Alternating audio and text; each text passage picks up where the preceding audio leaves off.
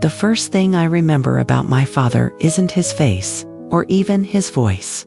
It's the sound of a wrench clicking, the soft clink of a screwdriver on concrete, the steady rhythm of hammering that seemed to echo through my childhood like a heartbeat. My father fixed things. It was what he did. It was who he was. We lived in a modest house on the edge of town, where the driveway was cracked and the fence leaned a little too far in, but everything that mattered always worked, because he made sure it did. A dripping faucet, a broken cabinet door, a leaky hose. My father had a solution, a tool, a silent kind of patience that filled the air around him. He didn't talk much, not in the way other fathers did. No long lectures, no big declarations of love. He didn't say I love you, or I'm proud of you, or even how was school today. Instead, he handed me a sandwich he made after a long day's work. He filled the car's gas tank before I noticed it was low.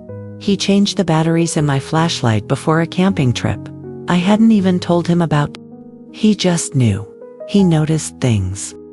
And maybe more importantly, he acted on them. I was 8 when I broke the remote. Not by accident. In a fit of childish frustration, I threw it against the wall. The plastic cracked and batteries flew across the room. I knew I was in trouble. I sat on the couch, waiting for him to come in, my small chest rising and falling with panic. He picked up the pieces without saying a word, took them to the garage. I followed at a distance, watching as he laid them out on the workbench, adjusted his glasses, and began to put them back together. It took him 20 minutes. When he handed it back to me, his only words were, "Next time, tell me what's wrong. Don't throw things." I nodded. I never broke another remote again. Looking back, that moment feels bigger than it was. It was a lesson, not just in electronics, but in emotion. My father didn't scold me for being angry. He didn't punish me for what I did. He showed me how to fix things, and in that, he gave me a kind of love I wouldn't understand until much later. The summer I turned 12, my world felt like it had cracked right down the middle, kind of like the old bike I'd been riding since I was 9. It wasn't just that the frame had bent after a fall. It was everything. My best friend had moved away, my grades were slipping, and Mom had started spending more time at her sister's house across town. I didn't understand the reasons then. I just knew that the silence at dinner was longer, the glances between my parents colder, and the hugs from my mother more hurried. One afternoon, I tried to ride the bike anyway. The wheel wobbled so badly, I fell before I even reached the street. I threw it to the ground, stood up with scraped palms, and kicked it as hard as I could. Dad was in the garage. He didn't rush out. He didn't say anything. He simply waited, let the moment settle. Then, after a while, he walked over, lifted the bike without a word, and wheeled it back inside. That night, he didn't mention the bike, but the next morning it was leaning against the porch, straightened, clean, the chain re-oiled. I touched the handlebars gently, almost afraid it would fall apart again. "Try it now," he said, sipping coffee from his old thermos, already dressed for work. I took it for a spin around the block. It was better than new. When I came back, I parked it beside him and whispered, "Thanks." He gave a small nod. "You'll need it for school," he said. And then, after a pause, "I used to fix bikes with my dad too." It was the first time he had ever mentioned his own father to me. We didn't talk more about it, but I remember thinking, he knows what it feels like to be 12 and unsure of everything. That summer, he didn't fix Mom and Dad's arguments. He didn't stop the quiet from growing thicker. But he made sure my bike worked, that I could still ride away when I needed to breathe, that I could keep going. And I think that was his way of saying, I can't fix everything, but I can fix this. I can fix something. Above the kitchen doorway, there was a clock that hadn't worked in years. Its hands froze at 4:12, like time had stopped at a moment no one could quite remember. When I was younger, I asked Mom why we didn't replace it. She just smiled and said, "Your father says not everything broken needs fixing." I didn't understand that then, but I would. It was late October when Grandpa passed away.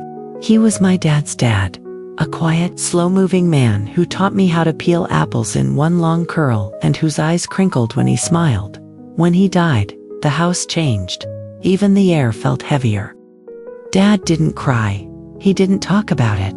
He just spent a lot more time in the garage, polishing old tools that hadn't been used in decades. Grandpa's tools. I'd find him standing still, hand resting on a rusted wrench like it was a photograph. One morning, I walked into the kitchen and stopped in my tracks. The clock was ticking. The second hand moved in smooth, soft clicks. For the first time in years, time was moving in that corner of the house. I stared up at it, confused, then walked out to the porch where Dad was sipping his usual black coffee. "You fixed the clock," I said. He nodded, looking out over the yard. It was time. He didn't elaborate. He didn't have to. In that moment, I realized that fixing the clock wasn't about telling time. It was about moving forward, about life continuing, even when something important is gone, even when we don't say the words out loud. That night, I couldn't stop watching it tick, one quiet second after another. Not rushing, not loud, just steady.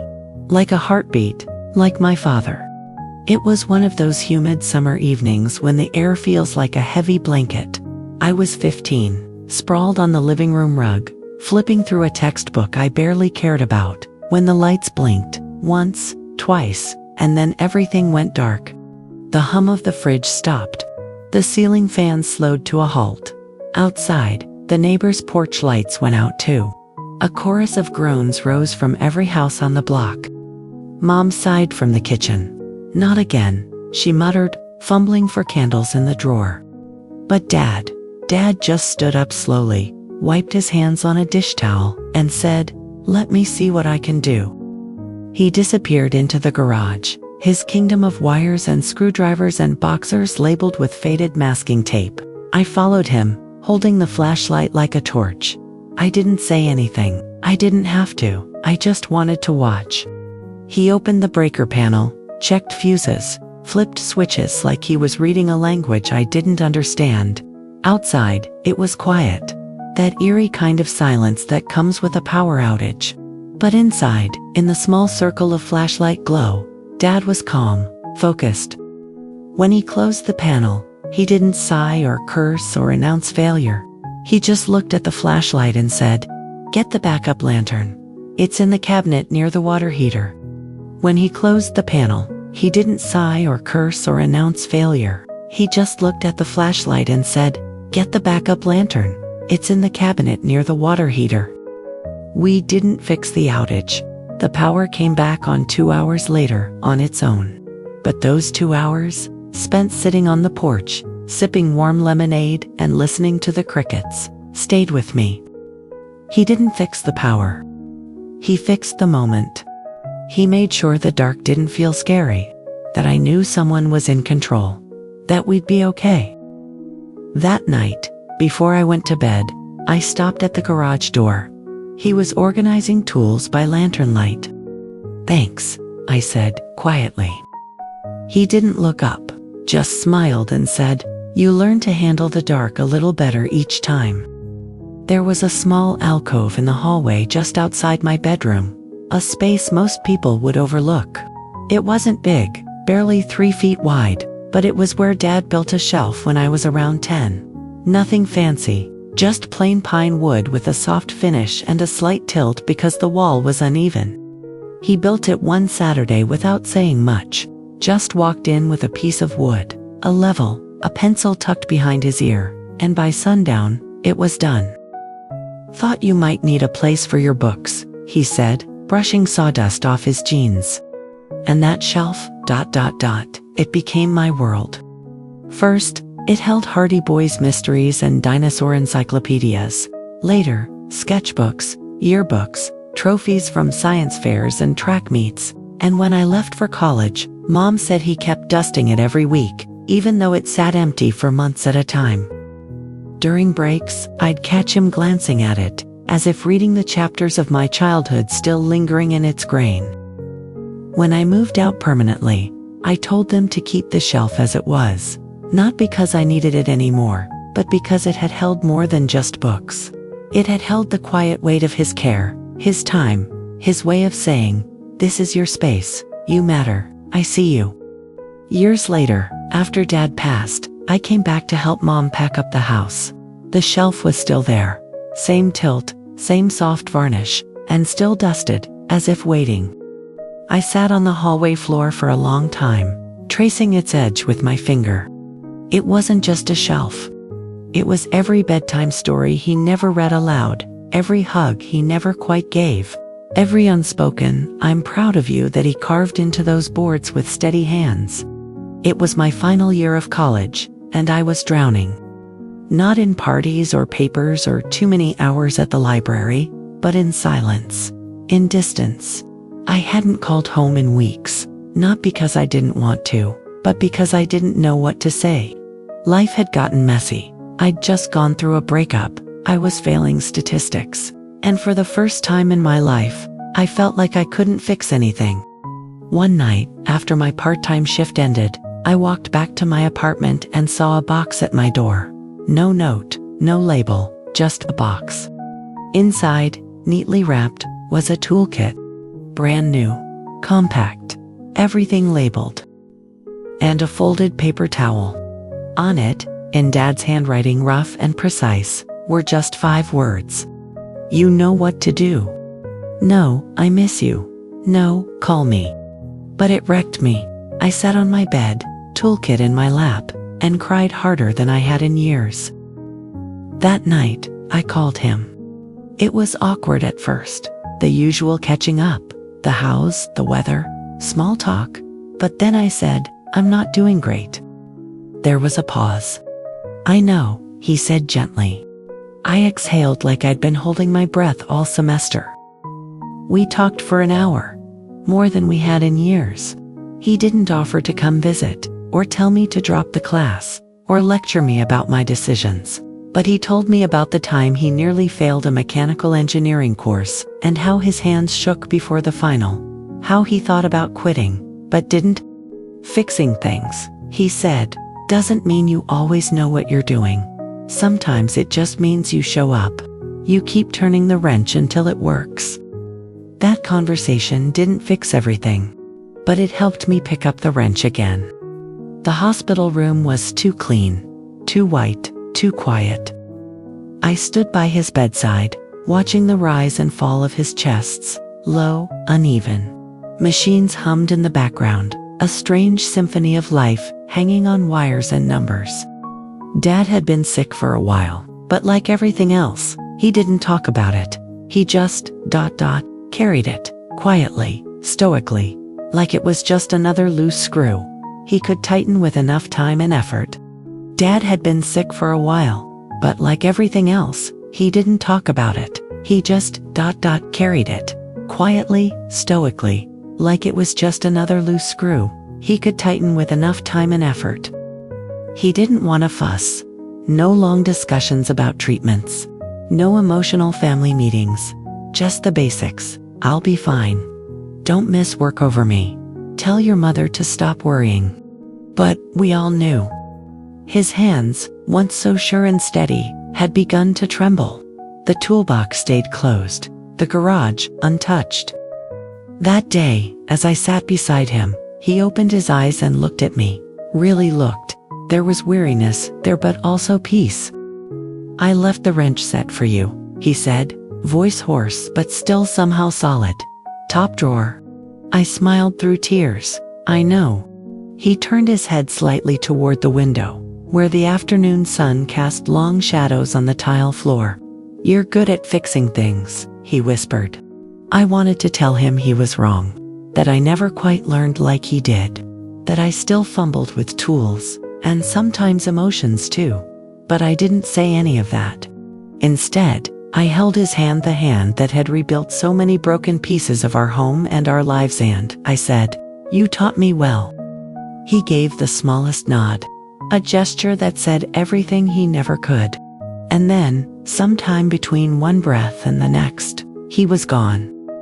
No dramatic last words. No grand moment. just silence. But in that silence, I heard him more clearly than ever. Because love, I've learned, isn't always loud. Sometimes it's a porch light left on, a fixed bike, a rebuilt remote, a well-placed wrench set waiting in the drawer. After the funeral, the house was still, the kind of stillness that settles deep in your bones. Mom moved like a shadow, making tea she didn't drink, folding laundry that didn't need folding, opening drawers and quietly closing them again. I stayed for a few days longer than I'd planned, not because anyone asked me to, but because I couldn't bring myself to leave just yet. On the third morning, I found myself standing in the garage. It smelled like sawdust and motor oil. Everything was as he'd left it, neatly arranged, tools aligned like soldiers, the workbench wiped clean. I opened the top drawer of his red tool chest, and there it was, the wrench set he'd told me about, polished, untouched, labeled in his handwriting, standard and metric. But tucked beside it was something else, a small, faded notebook, spiral-bound, pages curled at the corners. I flipped it open. Inside were diagrams, notes, sketches of cabinets and shelves, fixes for leaky pipes, even reminders to check the furnace filter every fall. Each page was dated, each project neatly documented. But what stopped me was one entry, written in his steadier, younger hand. Fixing things is how I say I'm here. I sat down on the old stool by the bench, notebook in hand, and wept. Not because I was broken, but because I had been held together by someone who gave everything he had, in every small, quiet way. After a while, I ran my hand along the drawers. They slid smoothly.